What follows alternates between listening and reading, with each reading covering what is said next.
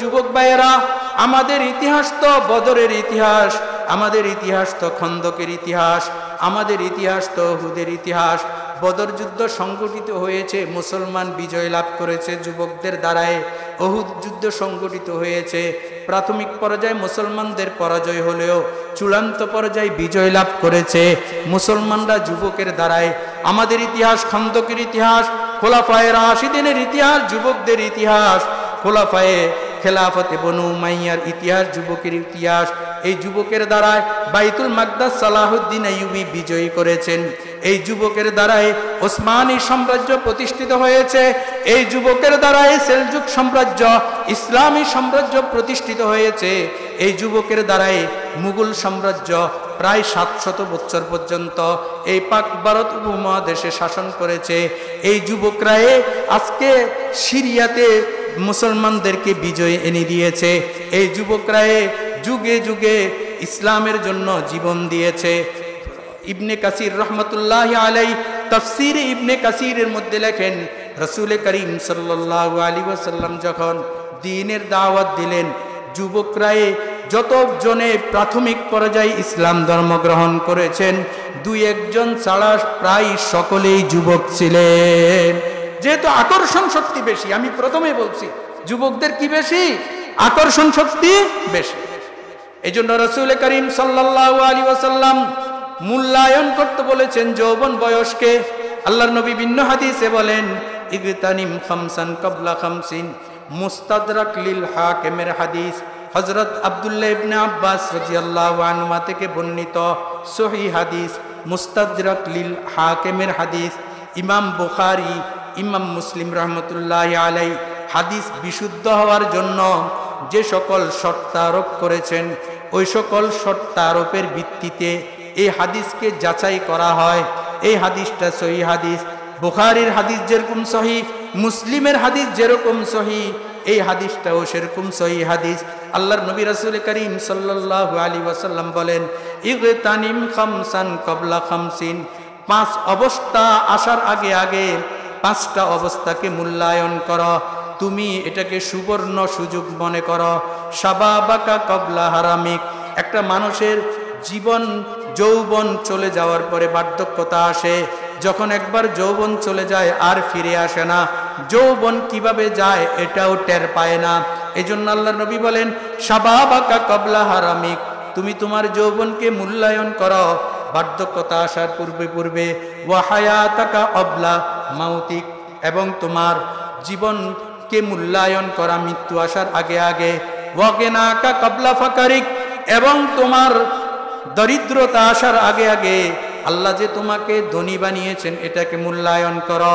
ওয়া শুগলাকা ওয়া ফারাগাকা ক্বাবলা শুগলিক, এবং তুমি ব্যতিব্যস্ত হয়ে যাওয়ার পূর্বে তোমার যে অবসর সময়টা আছে জিকির করার মাধ্যমে তুমি এটাকে মূল্যায়ন করো। ওয়া সিহহাতাকা ক্বাবলা সাকামিক, অসুস্থ হয়ে যাওয়ার পূর্বে পূর্বে তুমি সুস্থতাকে মূল্যায়ন করো। বুখারী তিরমিজির ভিন্ন হাদিসে রাসূল বলেন, নি'মাতানে মাগবুনুন ফীহিমা কাসীরুম মিনান নাস, আস-সিহহাতু ওয়াল ফারাগু, এমন 2টা সম্পদ মানুষের কাছে আছে, যে 2টা সম্পদ সম্পর্কে মানুষ দ্বিধাগ্রস্ত, যে 2টা সম্পদ সম্পর্কে মানুষ উদাসীন। আল্লাহর নবী রাসূল করিম সাল্লাল্লাহু আলাইহি ওয়াসাল্লাম বলেন, একটা হলো অবসরতা, আরেকটা হলো সুস্থতা। অবসর সময়কে মানুষ কাজে লাগায় না, সুস্থ সময়কে মানুষ কাজে লাগায় না। যুবকরা অবসর সময় বেশি পায়, যুবকদের সুস্থতা আলহামদুলিল্লাহ ভালো। বার্ধক্য অবস্থায় না চাইলেও বার্ধক্যজনিত কারণে অনেক সময় মানুষ অসুস্থ হয়ে যায়। এই জন্য যুবকদের অবসর সময়কে কাজে লাগানো দরকার। কিভাবে কাজে লাগাবো? যুবকরা সামাজিক কোনো সংগঠন করে সমাজ সেবার মাধ্যমে যৌবনকে কাজে লাগাবো। আল্লাহর নবী রাসূল করিম সাল্লাল্লাহু আলাইহি ওয়াসাল্লাম তাগড়া যুবক থাকাকালীন তখনও তিনি নবুয়ত পান নাই, তখনই তিনি 2টো সামাজিক সংগঠন করেছেন। একটা হলো হিলফুল ফুজুর, আরেকটা হলো হিলফুল ফুজুল। এই 2 সংগঠনের মাধ্যমে যুবকরা, এই 2 সংগঠনের মাধ্যমে ধর্ম বর্ণ নির্বিশেষে আল্লাহ রাসূল সমাজ সেবা করেছেন। এই জন্য যুবক ভাইদেরকে বলবো, সামাজিক সংগঠন করার মাধ্যমে আমরা দুইটা কর্মসূচি সমাজে বাস্তবায়ন করতে পারি। এক নম্বর হলো সামাজিক কল্যাণ, সামাজিক সহযোগিতা। এই ক্ষেত্রে আমরা ধর্ম বর্ণ নির্বিশেষে যেই ধর্মের হোক তার কল্যাণ সাধনের জন্য আমরা কাজ করব। দ্বিতীয় নম্বর হলো ইসলামী সংগঠন। কি সংগঠন? ইসলামী সংগঠনের মাধ্যমে আমরা আল্লাহর জমিনে আল্লাহর দ্বীন বাস্তবায়ন করার জন্য জোরদার মেহনত করব। তবে এমন ইসলামী সংগঠন করব যে ইসলামী সংগঠনের সাথে সম্পৃক্ত হলে আমার নিজের জীবনের পরিশুদ্ধতা আসবে, আমার পারিবারিক জীবনের পরিশুদ্ধতা আসবে, আমার পরিবারের মধ্যে ইসলামের ছোঁয়া আসবে, দেহের মধ্যে ইসলামের ছোঁয়া আসবে। এক কথায় সাহাবায়ে কেরামের চরিত্রে চরিত্রবান হতে পারবো। রুহবানুল লাইলি ফুরসানুন নাহার। সাহাবায়ে কেরাম রাত্রের বেলায় দরবেশ ছিলেন, দিনের বেলায় তারা যোদ্ধা ছিলেন। সাহাবায়ে কেরাম কেমন ছিলেন? মাসালুল জালিস সাহাবায়ে কেরাম কেমন ছিলেন? রাসূল করিম সাল্লাল্লাহু আলাইহি ওয়াসাল্লাম বলেন, মাসালু আসহাবি কাল মিলহি ফিত তুআম লা ইয়াসলাহু তুআমু ইল্লা বিল মিলহি। আমার সাহাবায়ে কেরাম হলো খাবারের মধ্যে লবণের মতো। লবণ ছাড়া কোনো খাবার খাওয়ার ভক্ষণ করার উপযুক্ত হয় না। ঠিক সাহাবায়ে কেরাম ছাড়া কোনো মুমিনের ঈমান আমল পোক্ত হয় না। সাহাবায়ে কেরামের মতো হব। যদি হতে পারি, আমার দ্বারায় সামাজিক কল্যাণ সাধিত হবে, আমার দ্বারায় আল্লাহ সুবহানাহু ওয়া তাআলা ইসলামের বিজয় আবার বিজাতিদের থেকে ছিনিয়ে এনে ইসলামের বিজয়ের মাধ্যমে আল্লাহ সুবহানাহু ওয়া তাআলা পুরো বিশ্বকে আবার আমার হাতের তালুতে পরিণত করে দিবে। আমানু ওয়া আমিলুস সালিহাতি ফালাহুম আজরুন গায়রু মামনুন ফামা ইউকাযযিবুকা বা'দু বিদ্দীন আলাইসাল্লাহু বিআহকামিল হাকিমিন। وقال سيدنا رسول الله صلى الله عليه وسلم اغتنم خمسا قبل خمس شبابك قبل هرمك وصحتك قبل سقمك وغناك قبل فقرك وفراغك قبل شغلك وحياتك قبل موتك।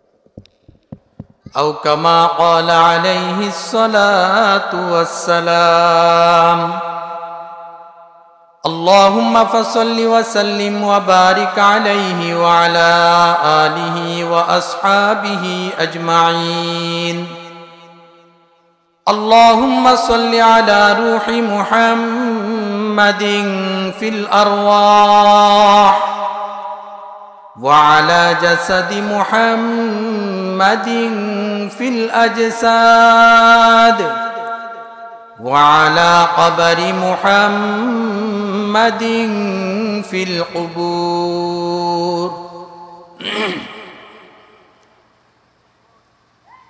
সম্মানিত হযরত উলামায়ে ইকরাম,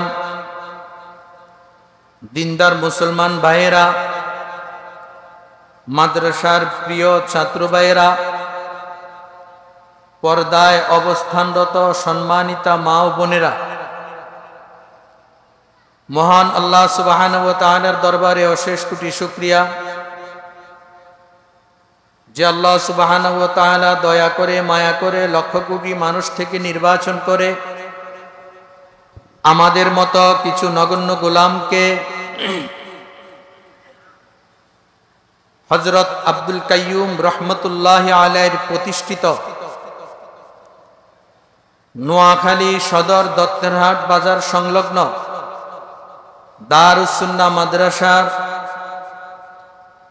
59তম বার্ষিক মাহফিলে সমবেত হয়ে উলামায়ে কেরামের জবানে মুবারক থেকে কোরআন সুন্নাহর আলোকে দ্বীনি কিছু কথাবার্তা বলার এবং শ্রবণ করার তৌফিক দান করেছেন।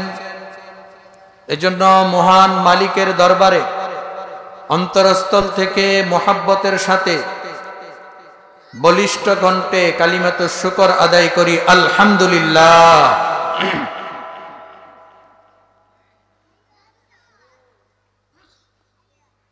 তোমরা কেউ কথা বলবা না, আমরা মাদ্রাসার শিক্ষক, এজন্য আমাদের আলোচনাগুলি একটু ব্যতিক্রমধর্মী হয়, অন্য অন্য আলোচকদের মতো নয়। কিছু কথা আমরা বলবো, কিছু কথা আপনারা বলবেন, এটা ক্লাস। কিছুক্ষণ সময়ের জন্য আমি শিক্ষা দিচ্ছি, আপনারা শিক্ষা নিচ্ছেন। কি রাজি আছেন তো ইনশাল্লাহ? কিছু কথা আমি বলবো, কিছু কথা আপনারা বলবেন। এজন্য বাচ্চাদেরকে এক পাশে দেন, আমরা একটু আগায় আসি, একটু সামনে চলে আসি।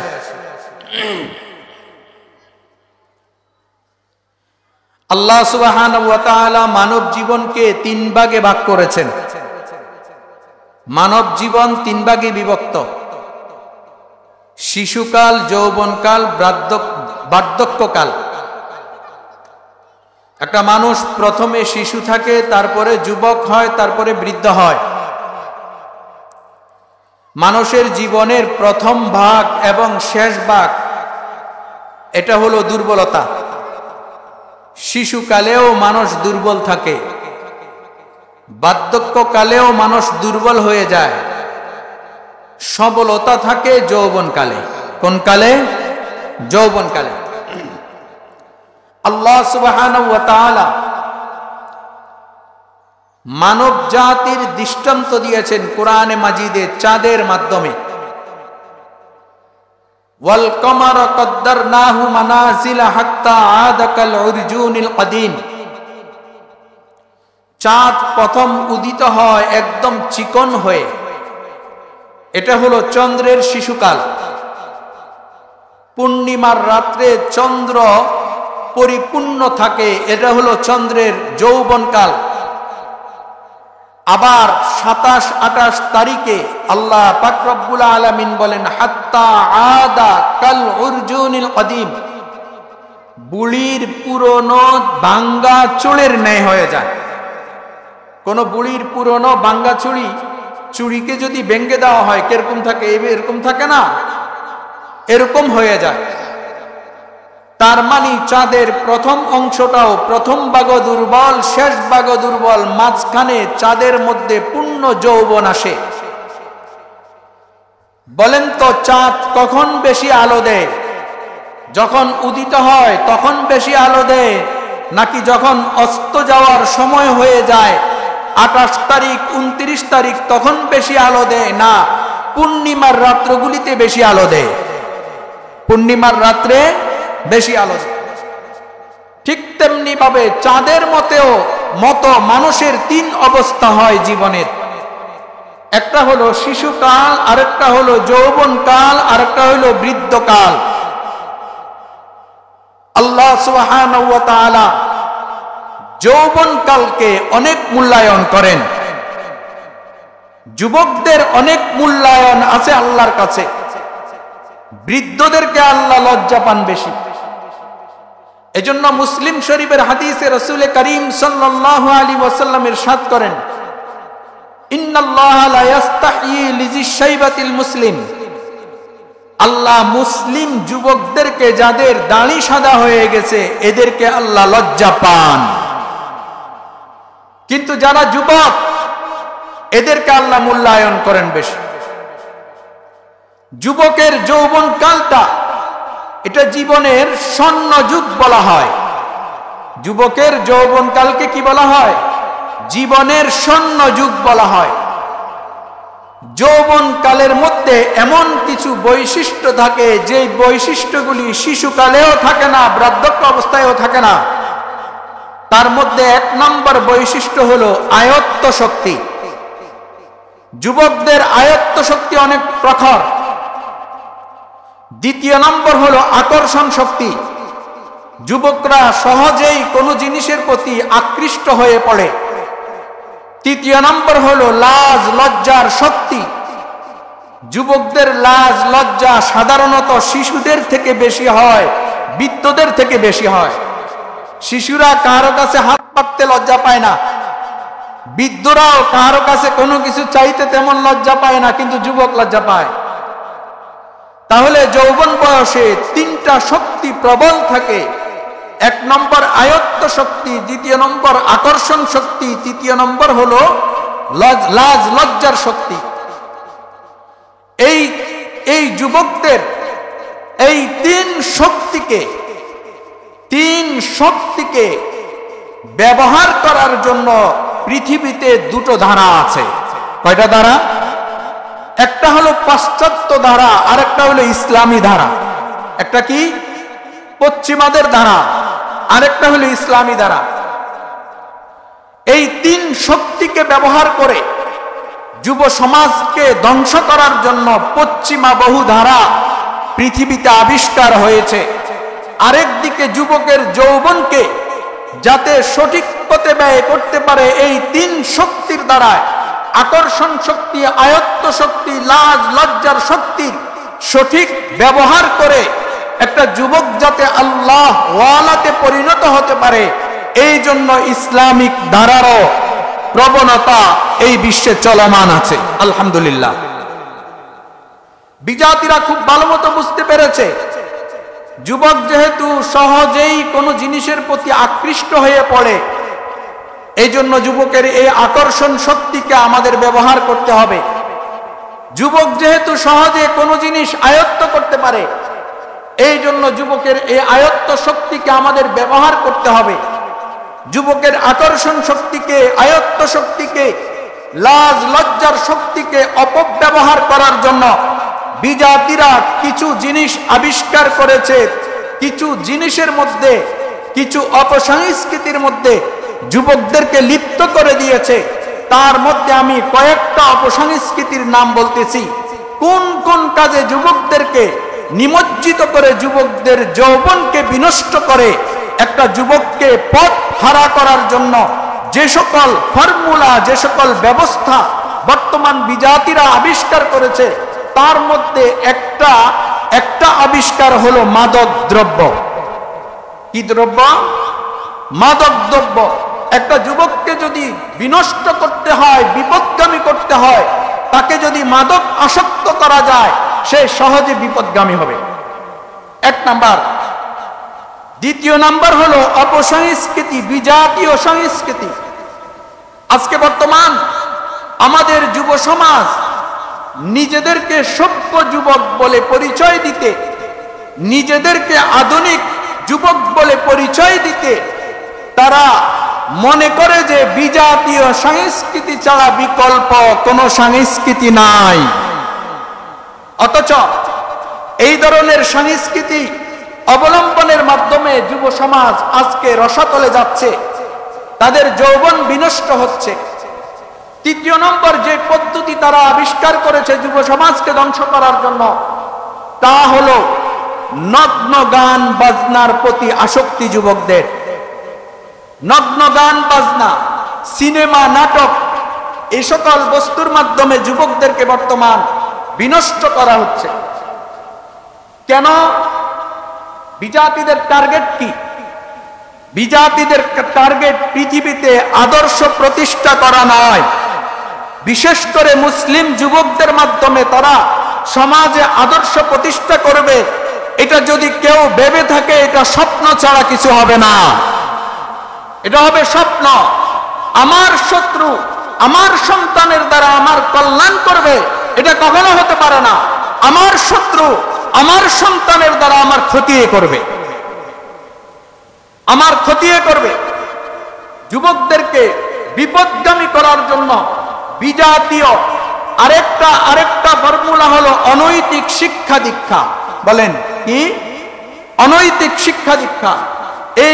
আমি এইভাবে বলতে গেলে 20-30টা বলতে পারবো। আমি আপাতত আজকে দুটো নিয়ে আলোচনা করব। একটা হলো বিজাতীয় সংস্কৃতি, আরেকটা হলো অনৈতিক শিক্ষা দীক্ষা। বিজাতীয় সংস্কৃতির মাধ্যমে, অনৈতিক শিক্ষা দীক্ষার মাধ্যমে আজকে যুব সমাজকে বিজাতিরা বিপদগামী করে, আল্লাহ বিমুখ করে, ইসলাম বিমুখ করে, কোরআন বিমুখ করে, আলেম ওলামা বিমুখ করে, ইসলামী সমাজ ব্যবস্থা বিমুখ করে আজকে যুবকদেরকে বিপদগামী করতে তারা মনে হয় কিছুটা সক্ষম হয়েছে। কি বলেন? কিছুটা কি হয়েছে? সক্ষম হয়েছে। বিজাতীয় সংস্কৃতির মধ্যে একটা সংস্কৃতি হলো পোশাক আশাকের সংস্কৃতি। কিসের? পোশাক আশাকের।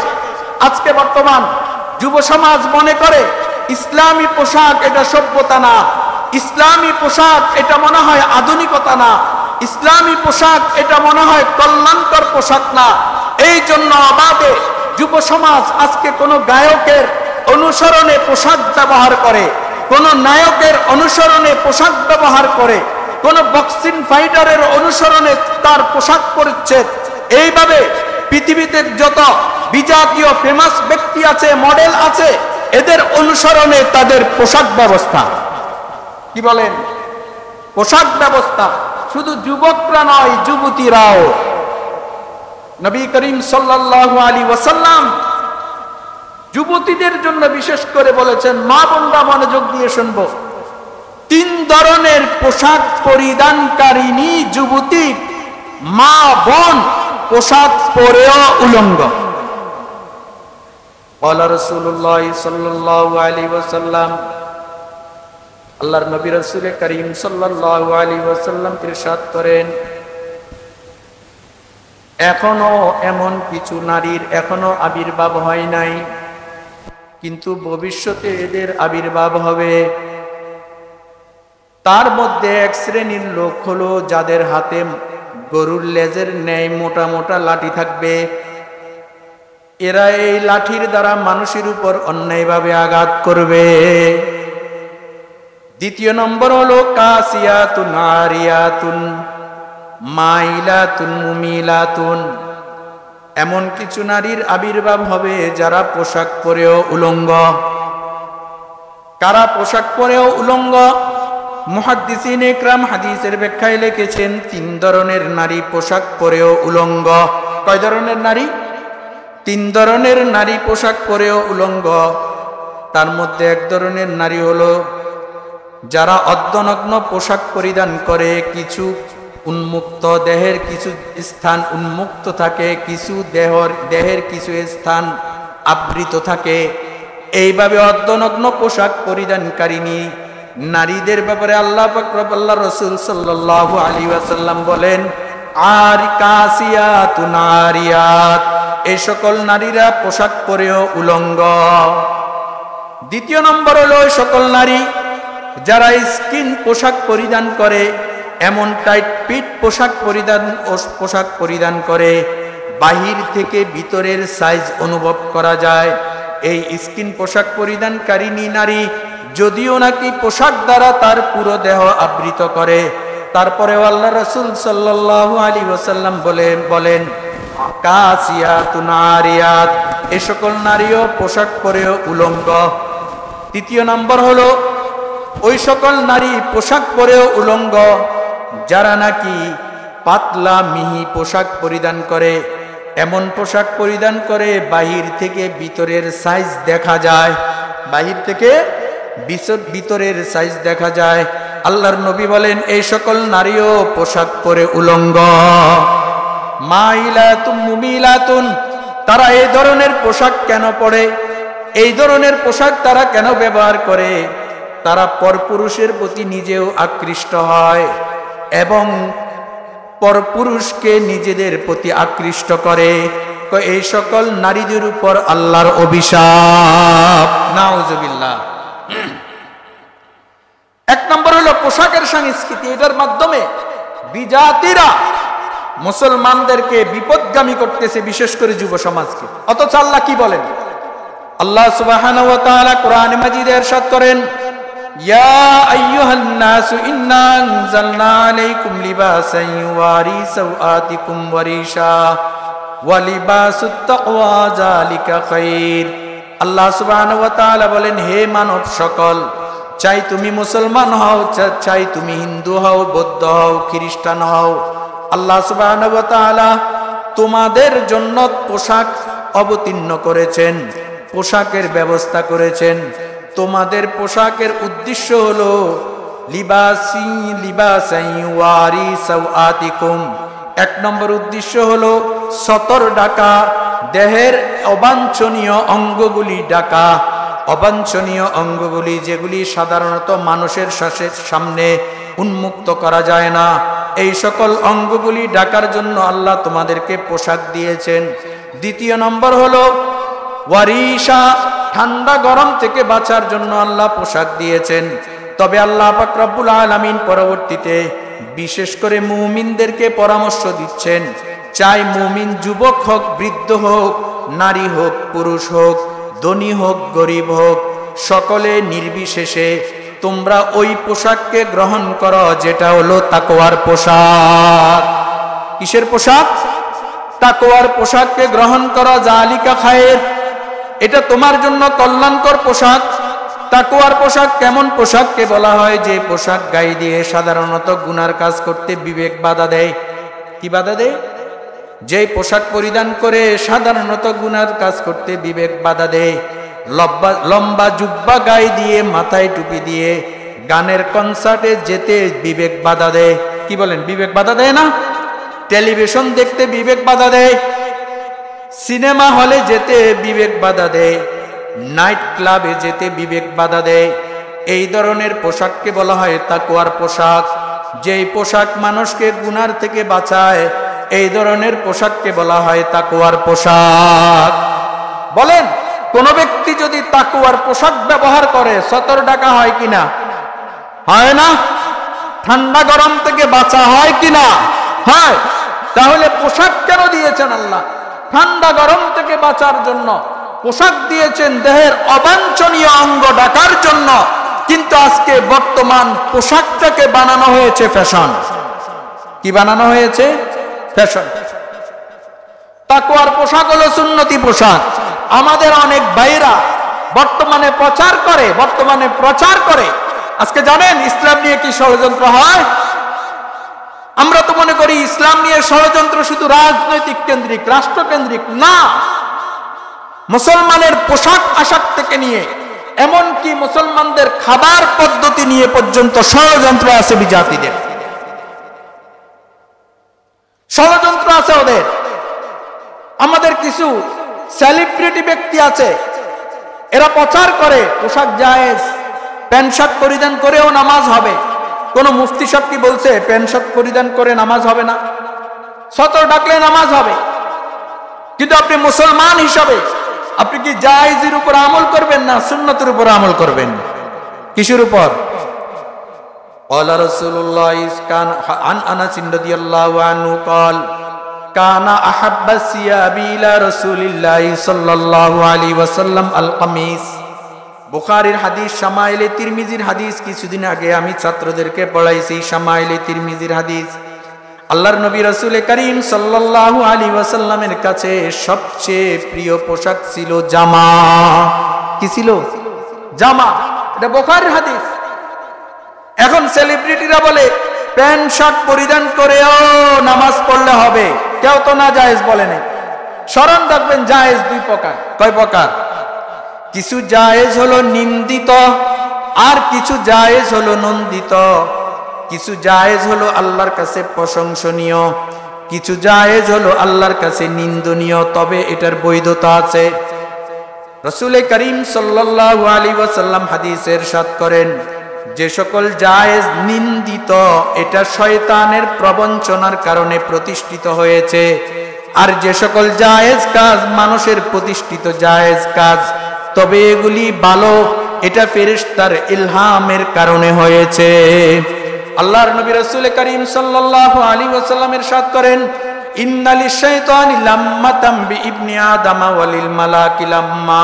প্রত্যেকটা মানুষের সাথে শয়তানেরও স্পর্শতা আছে, ফেরেশতারও স্পর্শতা আছে। শয়তানের স্পর্শতাকে কোরআন সুন্নাহর পরিভাষায় বলা হয় ওয়াসওয়াসা, বাংলায় বলা হয় কুমন্ত্রণা। আর ফেরেশতার স্পর্শতাকে কোরআন সুন্নাহর পরিভাষায় বলা হয় ইলহাম, বাংলা ভাষায় বলা হয় আল্লাহ প্রদত্ত ঐশী বাণী, আল্লাহ প্রদত্ত দিক নির্দেশনা, এটাকে বলা হয় ইলহাম। ওহীর দরজা বন্ধ হয়ে গেছে, কিন্তু ইলহামের দরজা বন্ধ হয় নাই। আল্লাহ সুবহানাহু ওয়া তাআলা ফেরেশতাদের মাধ্যমে মানুষকে অনেক জিনিস ইলহাম করেন, মানুষের অন্তরে অনেক ভালো জিনিস ঢেলে দেন। ওই ভালো জিনিস ঢেলে দেওয়ার কারণে মানুষ ভালো কাজ করে। এটা হলো ফেরেশতার ইলহাম। এবার নবী করিম সাল্লাল্লাহু আলাইহি ওয়াসাল্লাম নিদর্শন দিচ্ছেন, নিদর্শন আমার অন্তরের মধ্যে কোনো জিনিস আসলে, আমি যদি কোনো একটা বস্তুর উপর আমল করতে যাই, করতে মন চায়, তবে মন চাইলে আমল করতে যাও, আমল করা যাবে না।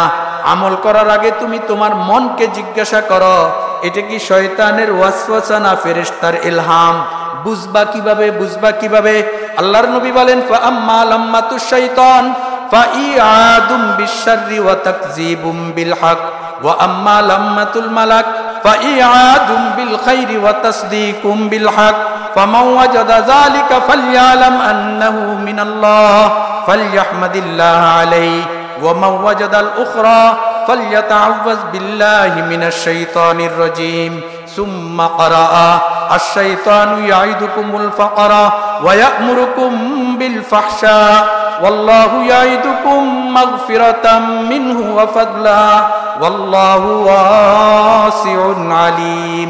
আল্লাহর নবী বলেন, নিদর্শন নাও, শয়তান সবসময় মানুষকে খারাপ কাজের প্রতি উদ্বুদ্ধ করে। তুমি কোনো একটা বস্তুর উপর যদি আমল করতে যাও, দেখো তোমার আমল করার পরে তোমার পরিণতি কি হয়। তুমি যদি প্যান্ট শার্ট ব্যবহার করতে তোমার মন চায়, ইসলাম বলে জায়েজ আছে, তবে এই জায়েজের উপর আমল করে তুমি গুনার থেকে বাঁচতে পারো কিনা দেখো। যদি গুনার থেকে বাঁচতে না পারো, বুঝতে হবে প্যান্ট শার্টের উপর আমল করা এটা শয়তানের ওয়াসওয়াসা। কার ওয়াসওয়াসা? শয়তানের ওয়াসওয়াসা। তিরমিজির হাদিস, তিরমিজির আবওয়াবুত তাফসীরের হাদিস, তাফসীর অধ্যায়ের হাদিস। আর যদি তোমার জায়েজ কাজের উপর আমল করতে গিয়ে আমল করার পরে গুনার দিকে উদ্বুদ্ধ করে না, নেক কাজের দিকে উদ্বুদ্ধ করে, বুঝে নাও তোমার এই জায়েজ কাজের উপর আমল করাটা হলো ফেরেশতার ইলহাম। লজ্জা, আমাদের দেশে দেখবেন দুই ধরনের নারী আছে। এক ধরনের নারী বেপর্দা হয়ে বাহিরে যেতে লজ্জা পায়, বলেন পর্দা ছাড়া বাহিরে যেতে লজ্জা পায়। আরেক ধরনের নারী পর্দা পরে বাহিরে যেতে লজ্জা পায়, বোরকা পরিধান করে বাহিরে যেতে কি পায়? আচ্ছা বলেন তো, কোন লজ্জা নন্দিত, কোন লজ্জা নিন্দিত? পর্দা পরে বাহিরে যেতে যারা লজ্জা পায়, এটা কি নন্দিত লজ্জা না নিন্দিত? নিন্দিত। আর যারা পর্দা ছাড়া বাহিরে যেতে লজ্জা পায়, এটা কি নন্দিত না নিন্দিত? নন্দিত। সুতরাং নন্দিত লজ্জা এটা ফেরেশতার ইলহাম, আর নিন্দিত লজ্জা এটা শয়তানের ওয়াসওয়াসা। বুঝে আসছে বিষয়টা? এজন্য জায়েজ জায়েজ দেখলে দৌড়াইয়েন না। আপনি দেখেন এই জায়েজ কাজটা, জায়েজ কাজটার উপর আমল করার কারণে আমি গুনার দিকে ধাবিত হই কিনা। আরেকটা কথা বলি শুনুন, যে সকল জায়েজ কাজ সুন্নতের বিপরীত, বলেন কিসের বিপরীত? ওই সকল জায়েজ শয়তানের কুমন্ত্রণা। আর যে সকল জায়েজ কাজ সুন্নতের জন্য সহায়ক, ওই সকল জায়েজ ফেরেশতার ইলহাম। মিসওয়াক করা নবীর সুন্নত, এর বিপরীত ব্রাশ ব্যবহার করা এটা জায়েজ। বলেন তো ব্রাশটা কিসের বিপরীত? বলে না, কিসের বিপরীত? সুন্নতের বিপরীত মিসওয়াক করা সুন্নত। আল্লাহর নবী ইরশাদ করেন, লাউলা আন আশুক্কা আলা উম্মতি লা আমারতুহুম বিসওয়াকি ইনদা কুল্লি সালাত। যদি আমার উম্মতের জন্য কষ্ট না হতো, তাহলে আমি আমার উম্মতের উপর প্রতি ওয়াক্তের নামাজে অথবা প্রতি ওয়াক্তের নামাজের ওযুতে মিসওয়াক করাকে ওয়াজিব করে দিতাম।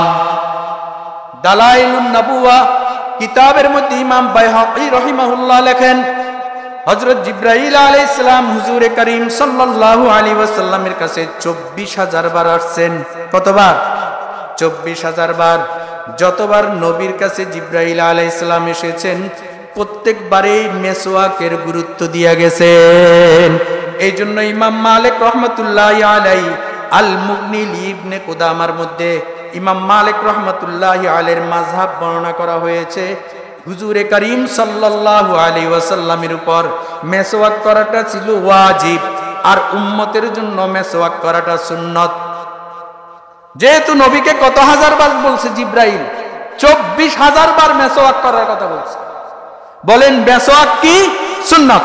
বলছি না আমার সাথে কথা বলতে হবে? মেসওয়াক কি? কিন্তু তার বিপরীত ব্রাশ জায়েজ। বলেন এই সুন্নত কিসের বিপরীত? এই জায়েজ কিসের বিপরীত? সুন্নতের বিপরীত। টুপি পরিধান করা নবীর সুন্নত, তার বিপরীতে বিজাতিদের আবিষ্কার ক্যাপ, এই ক্যাপ পরিধান করা কিন্তু জায়েজ। তবে এই জায়েজ কিসের বিপরীত? সুন্নতের বিপরীত। এটা কি নিন্দিত না নন্দিত? নিন্দিত। এটা কি শয়তানের ওয়াসওয়াসা না ফেরেশতার ইলহাম? শয়তানের ওয়াসওয়াসা। আল্লাহু আকবার কাবীরা। বিজাতিরা মুসলমানদের অভিবাদন এই সালামকে পর্যন্ত ছাড়ে নাই। এই সালামের বিপরীতেও তারা কিছু শব্দ আবিষ্কার করেছে। Good bye, good morning, good night, এই ধরনের আরো যত গুডস আছে এই সকল গুড শব্দগুলি আবিষ্কার করেছে সালামের বিপরীতে। কিসের বিপরীতে? সালামের বিপরীতে। বলেন সালামের বিপরীতে একজনকে গুড বাই বলা জায়েজ আছে, তবে এটা কি সুন্নতের বিপরীত না সুন্নতের জন্য সহায়ক? কিন্তু মাদ্রাসা প্রতিষ্ঠা করা জায়েজ। বলেন এটা কোন সুন্নতের বিপরীত? মসজিদ বিল্ডিং করা জায়েজ। বলেন এটা কোন সুন্নতের বিপরীত? মসজিদে টাইলস লাগানো জায়েজ। এটা কোন সুন্নতের বিপরীত? আল্লাহ আল্লাহ জিকির করা জায়েজ। এটা কোন সুন্নতের বিপরীত? ইল্লাল্লাহ ইল্লাল্লাহ জিকির করা জায়েজ। এটা কোন সুন্নতের বিপরীত? এই সকল জায়েজ, একটাও কোন সুন্নতের বিপরীত নয়। মসজিদ নির্মাণ জামাত প্রতিষ্ঠার জন্য, মসজিদ বিল্ডিং করা হয় জামাত প্রতিষ্ঠার জন্য, টাইলস লাগানো হয় আরামদায়ক ভাবে নামাজ পড়ার জন্য, ফ্যান বা এসির ব্যবস্থা করা হয়, ইলেকট্রিকের ব্যবস্থা করা হয় আরামভাবে শান্তিভাবে নামাজ পড়ার জন্য। জামাতে নামাজ পড়া সুন্নত। এই সকল কাজ জায়েজ। এই জায়েজ কাজগুলি সুন্নতের সহায়ক। জায়েজ কাজ সুন্নতের। বলেন এই জায়েজ কাজ, এই জায়েজ কাজ এটা কি ফেরেশতার ইলহাম না শয়তানের ওয়াসওয়াসা? ফেরেশতার। এটা কি নন্দিত না নিন্দিত? নন্দিত, নন্দিত। আল্লাহু আকবার। এই জায়েজ কাজে সওয়াব আছে। এই জায়েজ কাজে ইল্লাল্লাহ ইল্লাল্লাহ ইল্লাল্লাহ আল্লাহ আল্লাহ এই জিকিরগুলির মাধ্যমে অন্তরের মধ্যে আল্লাহর নাম জারি করা। লা ইলাহা ইল্লাল্লাহ সুবহানাল্লাহ আলহামদুলিল্লাহ লা ইলাহা ইল্লাল্লাহ আল্লাহু আকবার। এই চারটা জিকির হলো আল্লাহর কাছে সবচেয়ে বেশি প্রিয়। ক্বালা রাসূলুল্লাহ সাল্লাল্লাহু আলাইহি ওয়াসাল্লাম আহাব্বুল কালামি ইলাল্লাহি আরবাউন সুবহানাল্লাহ ওয়ালহামদুলিল্লাহ ওয়া লা ইলাহা ইল্লাল্লাহু আল্লাহু আকবার। আল্লাহর কাছে সবচেয়ে প্রিয় বাক্য চারটা। আরেক হাদিসের মধ্যে আছে আফজালুল কালামি ইলাল্লাহি আরবাউন।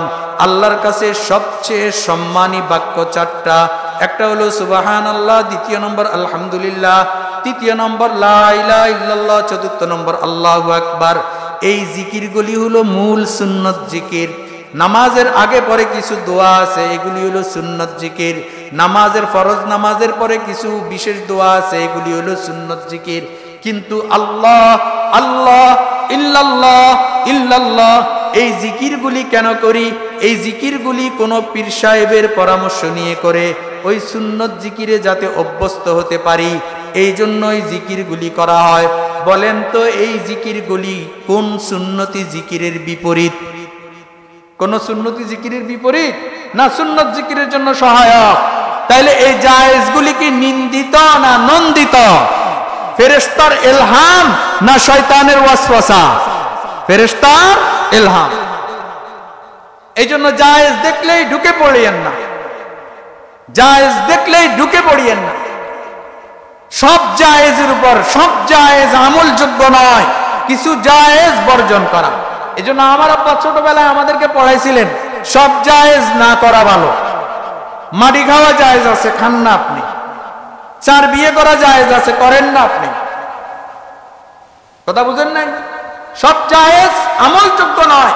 মনে রাখতে হবে কিছু জায়েজ শয়তানের ওয়াসওয়াসা, কুমন্ত্রণা। এই জন্য রাসূল করিম সাল্লাল্লাহু আলাইহি ওয়াসাল্লাম বলেন কিছু জায়েজ সন্দেহযুক্ত। কোন ব্যক্তি যদি সন্দেহযুক্তের মধ্যে নিমজ্জিত হয়, ইউশিকু আইয়াকা ফিল হারাম, সেই সম্ভাবনা আছে হারামের মধ্যে নিমজ্জিত হবে। কিসের মধ্যে নিমজ্জিত হবে? হারামের। তো বলতেছিলাম পোশাক সংস্কৃতির মাধ্যমে আজকে যুব সমাজকে ধ্বংস করা হচ্ছে। ওরা ইসলামী বলে, ইসলামের নির্দিষ্ট কোনো পোশাক নাই। আরে গাদার বাচ্চা, প্রত্যেকটা হাদিসের কিতাবের মধ্যে কিতাবুল লিবাস, কিতাবুল লিবাস পোশাক অধ্যায়, এটা কি তোর বাবাই দিছে? এরা সেলিব্রিটি যুব সমাজকে বিপদগামী করতেছে। পশ্চিমা স্টাইলে এরা ইসলাম প্রতিষ্ঠা করতে চায়। আমরা মদিনার স্টাইলে ইসলাম চাই না পশ্চিমা স্টাইলে ইসলাম চাই? পশ্চিমা স্টাইলে ইসলাম এটা সেকুলারিজম, এটা ধর্ম নিরপেক্ষতা, এটা কমিউনিজম। পশ্চিমা স্টাইলে ইসলাম সত্যিয়া ইসলাম না। ইসলামের কোন বিধানকে ছোট করে দেখার মতো নাই। হ্যাঁ, একটাকে বিশ্বাস করব ফরজ, আরেকটাকে বিশ্বাস করব ওয়াজিব, আরেকটাকে বিশ্বাস করব জায়েজ, আরেকটাকে বিশ্বাস করব সুন্নাত। তবে কোনটাকে আমি ছোট করব না, কোনটাকেই ছোট করব না। বাহ, ওরা সুন্নতের বিরুদ্ধে লাগছে মনে হয়। ওরা দাঁড়ি রাখেই না। দাঁড়ি রাখলে বুড়া বুড়া লাগে, রাখেই না। সহিহ বুখারীর মধ্যে 5 জায়গায় বলছেন আল্লাহ রাসূল, আফুল লুহা আফুল লুহা ওয়াশফুশ শাওয়ারিব ওয়া খালিফুল ইয়াহুদা ওয়ান নাসারা। আল্লাহর নবী রাসূল করিম সাল্লাল্লাহু আলাইহি ওয়াসাল্লাম বলেন, তোমরা দাড়ি ছেড়ে দাও, মোচ খাটো করো। দাড়ি ছেড়ে দাও, মোচ খাটো করো। কয় জায়গায় আছে? 5 জায়গায়। কিন্তু আমিন নিয়ে মারামারির কথা কোথায় আছে? হাত কোথায় বাঁধবে? এখানে বাঁধবে না, এখানে বাঁধবে না, এখানে বাঁধবে। এই নিয়ে মারামারি করো, কোথায় আছে? কোথায় আছে? আমিন জোরে বলার কথাও হাদিসে আছে, আস্তে বলার কথাও হাদিসে আছে। তবে আস্তে বললে সওয়াব আছে, জোরে বললে সওয়াব নাই, জায়েজ। জোরে বললে কি সওয়াব নাই, জায়েজ, তবে অনুমতি আছে। মারামারি, এখানেও মারামারি, সুন্নত নিয়ে মারামারি। আফুল লুহা, দাড়ি ছেড়ে দাও। ওয়াশফুশ শাওয়ারিব, মুসকে খাটো করো। এরপর আল্লাহ রাসূল কি বলে দেখেন, ওয়া খালিফুল ইয়াহুদা ওয়ান নাসারা, ইহুদ খ্রিস্টানের বিরোধিতা করো। আগের অংশ পরের অংশ মিলান, কি বের হয়? দাড়ি কাটা, মুছ লম্বা করা। এটা ইসলামী কালচার না, এটা ইহুদিদের কালচার, বিজাতিদের কালচার, খ্রিস্টানদের কালচার। না হয় রাসূল এই কথা বলতেন না, ইহুদ খ্রিস্টানের বিরোধিতা করো, তার মানে দাড়ি ছেড়ে দেওয়ার মাধ্যমে আর মোচ কাটো করার মাধ্যমে কার বিরোধিতা হয়? ইহুদিদের বিরোধিতা হয়, খ্রিস্টানদের বিরোধিতা হয়। তাহলে দাড়ি ছাঁচলে কে খুশি হয় বলেন? ইহুদি খুশি হয়, খ্রিস্টান খুশি হয়। একটা তথ্য দিই, গ্লোবালাইজেশন আওয়ার ইসলাম একটা বই আছে, এটা বাংলা রচনা হয়েছে। বিশ্বায়ন সাম্রাজ্যবাদের নতুন স্ট্র্যাটেজি। লেখকের নাম আল্লামা ইয়াসির নদীম দামাত বারাকাতুহুল আলিয়া।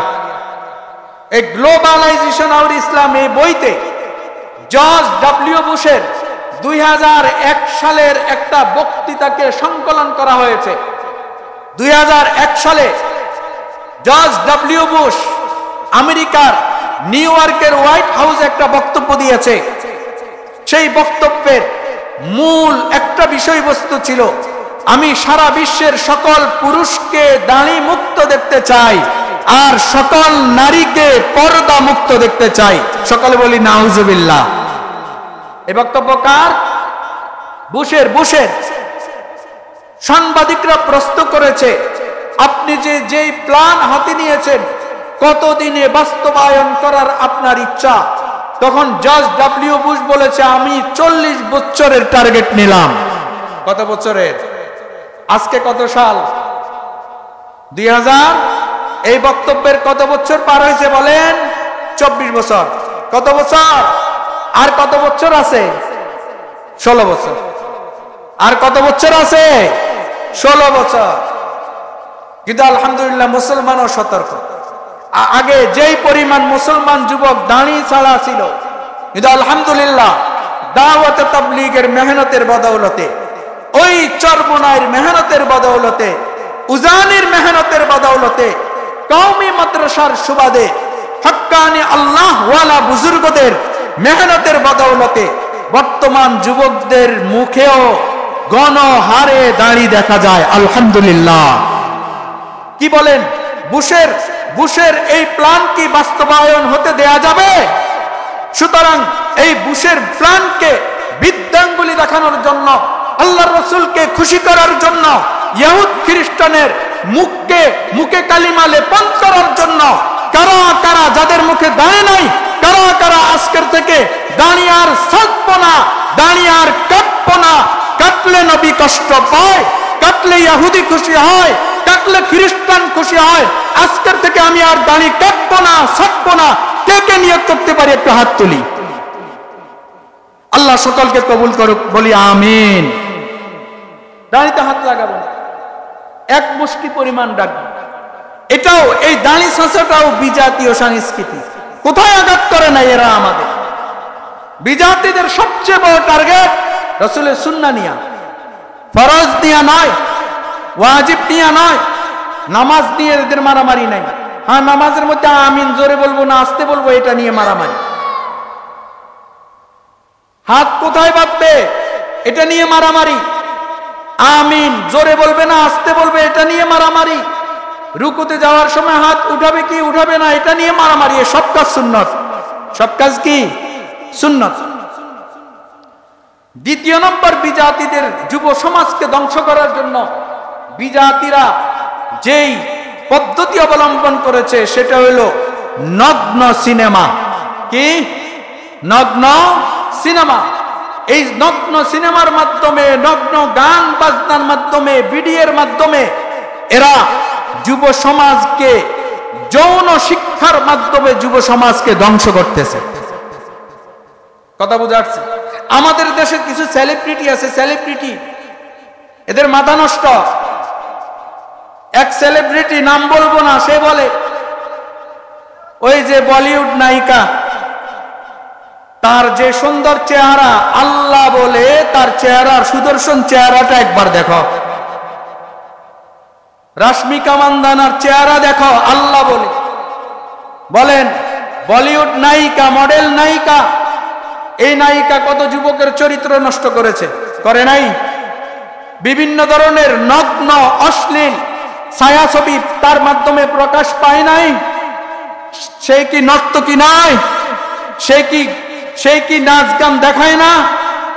আল্লাহর নবী রাসূল করিম সাল্লাল্লাহু আলাইহি ওয়াসাল্লাম বলেন, সমাজের মধ্যে এগুলির কারণে ভূমিকম্প হয়, সমাজের মধ্যে এগুলির কারণে শিলাবৃষ্টি হয়, সমাজের মধ্যে গান বাদ্য ইত্যাদির কারণে বিভিন্ন ধরনের মুসিবত আসে, ভূমি ধসে যায়।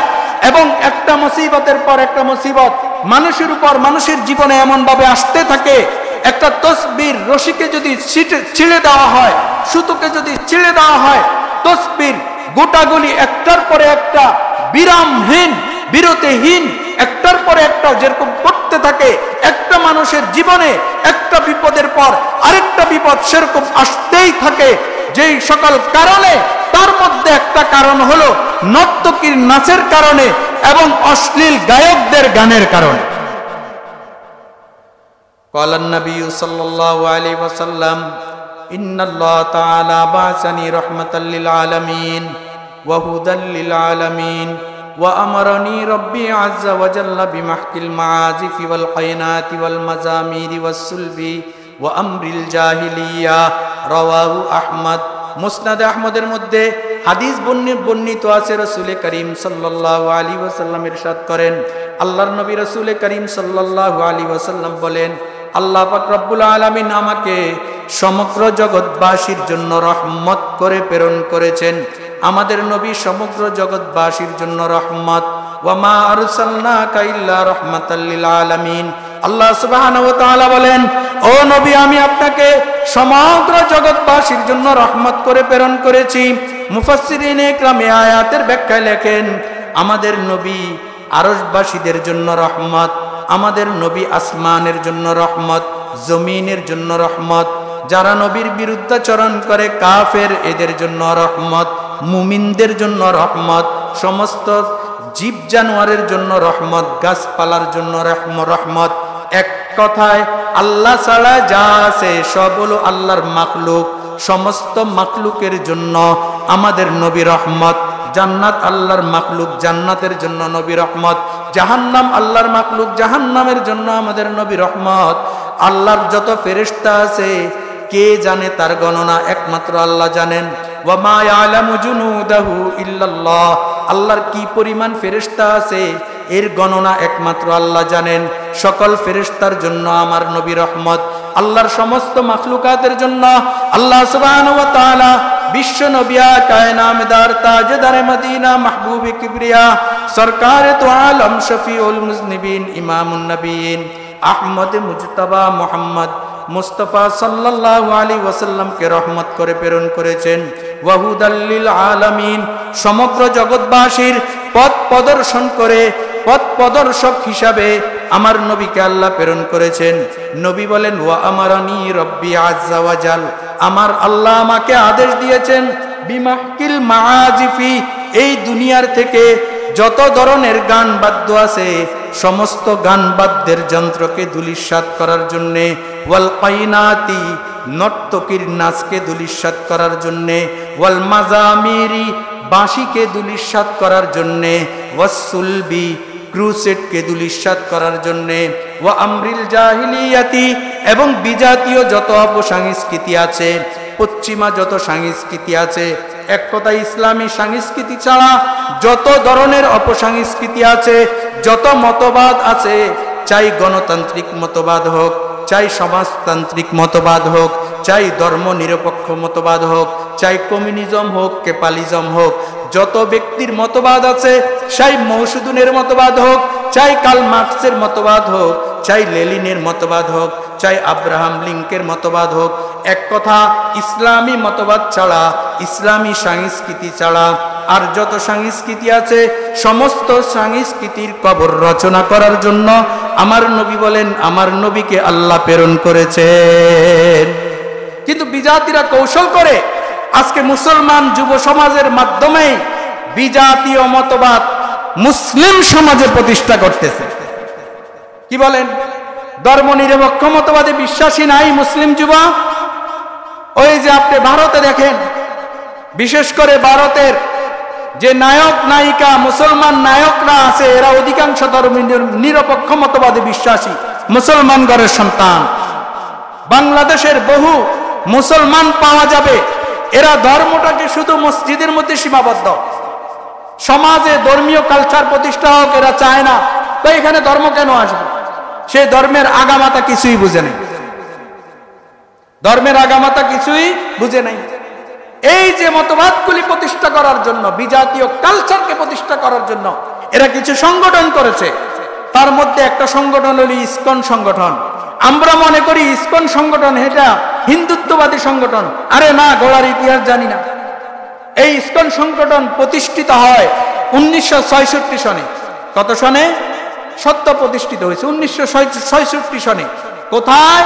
ভারতে নয়, নিউ ইয়র্কে। নিউ ইয়র্ক কোথায়? ভারতে না আমেরিকায়? কত সনে প্রতিষ্ঠা হয়?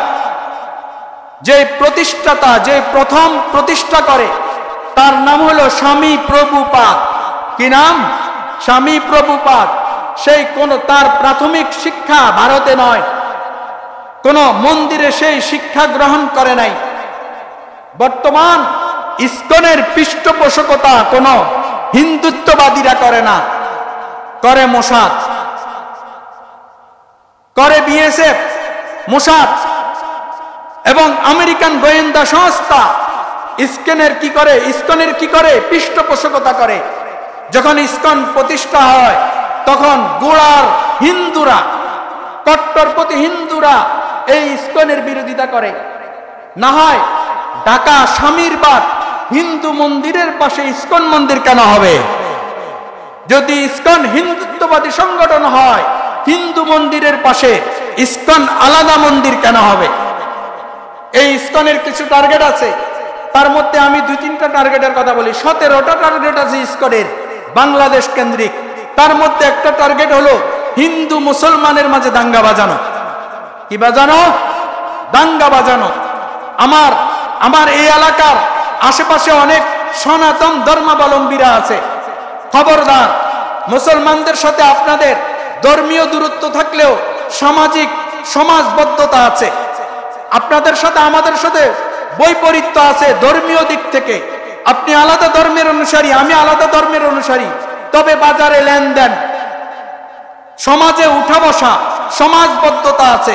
খবরদার, উগ্রবাদী সংগঠন ইসকনের পাদে পা দিবেন না। আপনারা আশা করি ইসকনের পাদে পা দিবেন না, ফলাফল ভালো হবে না। হিন্দু মুসলমানদের মাঝে দাঙ্গা বাজানো। দ্বিতীয় নম্বর, মুসলমান যুবতীদেরকে নষ্ট করা। কিভাবে?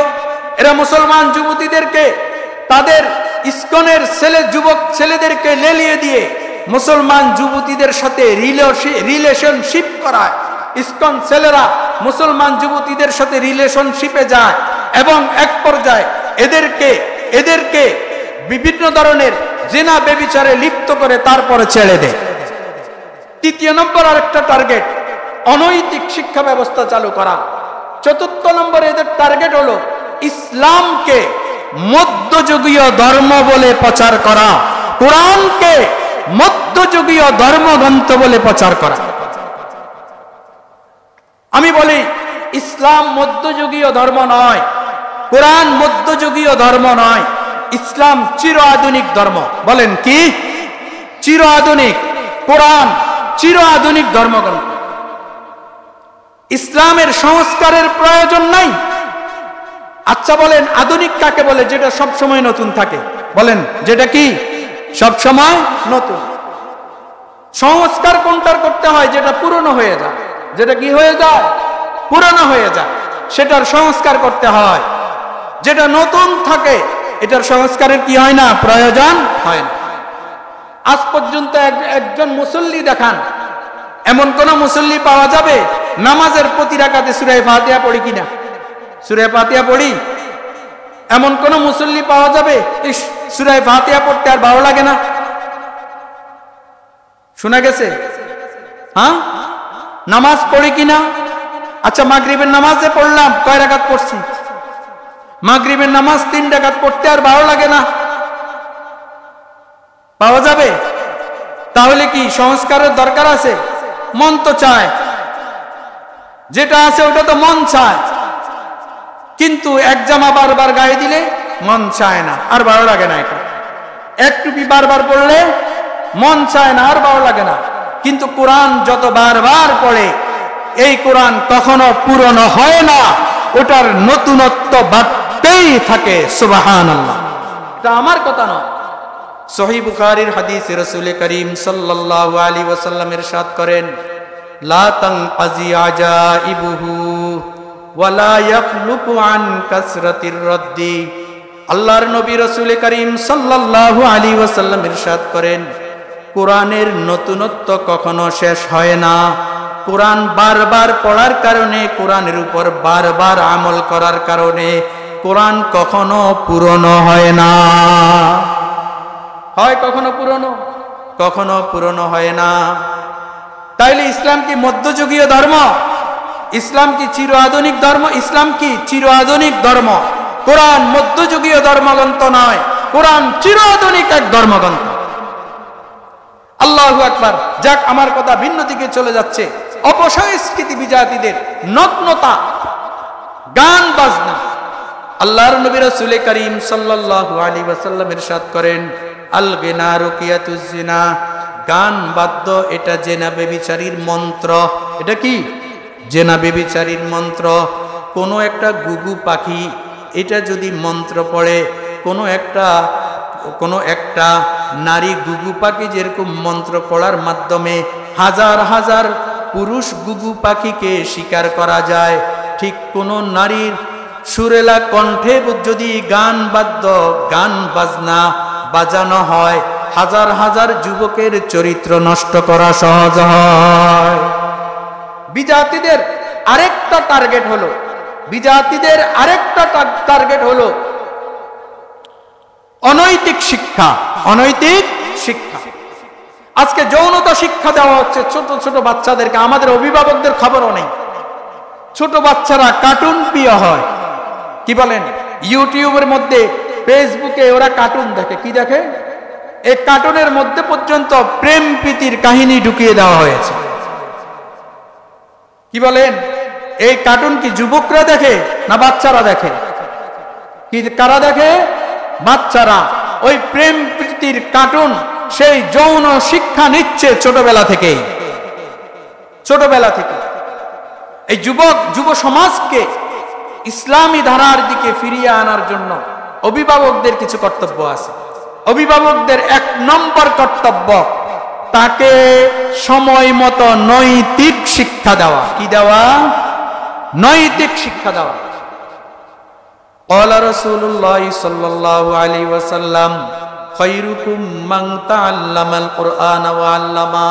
আল্লাহর নবী রাসূল করিম সাল্লাল্লাহু আলাইহি ওয়াসাল্লাম ইরশাদ করেন, এই পৃথিবীর মধ্যে সবচেয়ে শ্রেষ্ঠ মানুষ হলো, সবচেয়ে মর্যাদাশীল মানুষ হলো যারা কোরআন শিক্ষা করে এবং শিক্ষা দেয়।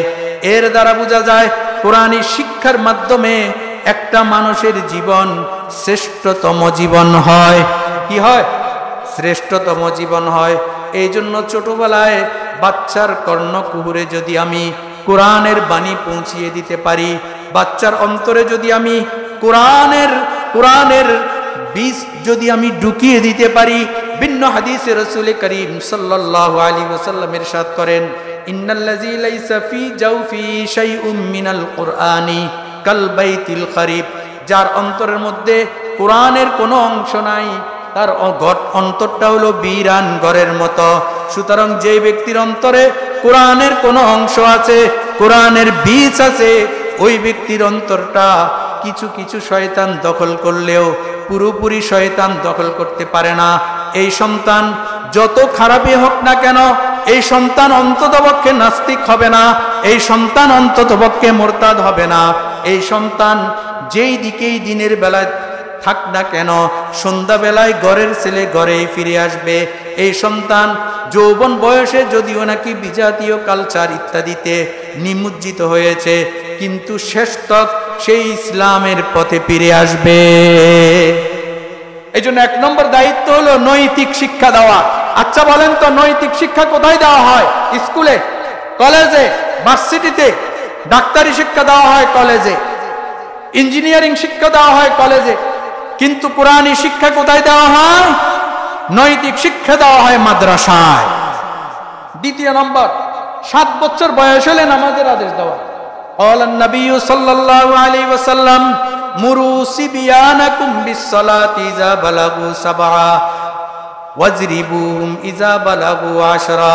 তোমরা তোমাদের সন্তানদেরকে নামাজের আদেশ দাও যখন সন্তানের বয়স 7 বছর হয়।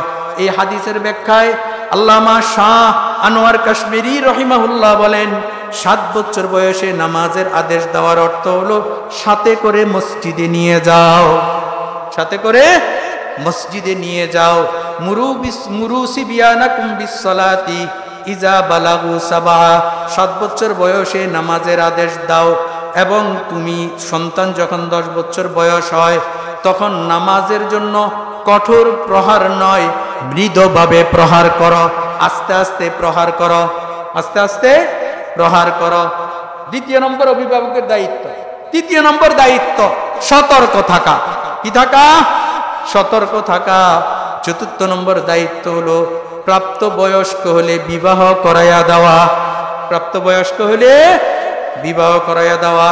আল্লাহর নবী রাসূল করিম সাল্লাল্লাহু আলাইহি ওয়াসাল্লাম বলেন, আবু দাউদের হাদিস, তিরমিজির হাদিস, মুসনাদে আহমদের হাদিস, নবী করিম সাল্লাল্লাহু আলাইহি ওয়াসাল্লাম বলেন, প্রাপ্তবয়স্ক যুবক, প্রাপ্তবয়স্কা যুবতীকে যদি সময় মতো বিবাহ না করানো হয়, এই জমিনের মধ্যে বিশাল ফিতনা ফাসাদ হওয়ার সম্ভাবনা আছে। কি বলেন, বর্তমান ফিতনা ফাসাদ হচ্ছে না? এখন বিবাহ করায় না, তাই এস্টাবলিশ হোক। কিন্তু আল্লাহর নবী রাসূল করিম সাল্লাল্লাহু আলাইহি ওয়াসাল্লাম বলেন, বিবাহটা একটা এস্টাবলিশ। বিবাহ কি? সেই ব্যক্তিগত জীবন থেকে পারিবারিক জীবনের মধ্যে পা রেখেছে, তার জীবনের উন্নতি হয়েছে, এটাই হলো এস্টাবলিশতা। সুতরাং বিবাহ করাইয়া দেওয়া। ভিন্ন হাদিসে নবী করিম সাল্লাল্লাহু আলাইহি ওয়াসাল্লাম ইরশাদ করেন, কোন যুবক যুবতী যদি বিবাহ বন্ধনে আবদ্ধ হয়, যুবকের রুজি রোজগার কম থাকলেও এই বিবাহের বদৌলতে আল্লাহ তার রিজিকের মধ্যে বরকত দান করেন। সুবহানাল্লাহ। যুবকদের কিছু দায়িত্ব আছে, এটা গেলে অভিভাবকদের দায়িত্ব। এটা ইসলামী দ্বারা যুবকরা তাদের যৌবনকে রক্ষা করার জন্য। যুবকদের 1 নম্বর দায়িত্ব, কোন আলেমের সোহবত গ্রহণ করা। বলেন, কোন আলেমের। ক্বালান নবী সাল্লাল্লাহু আলাইহি ওয়াসাল্লাম, উগদু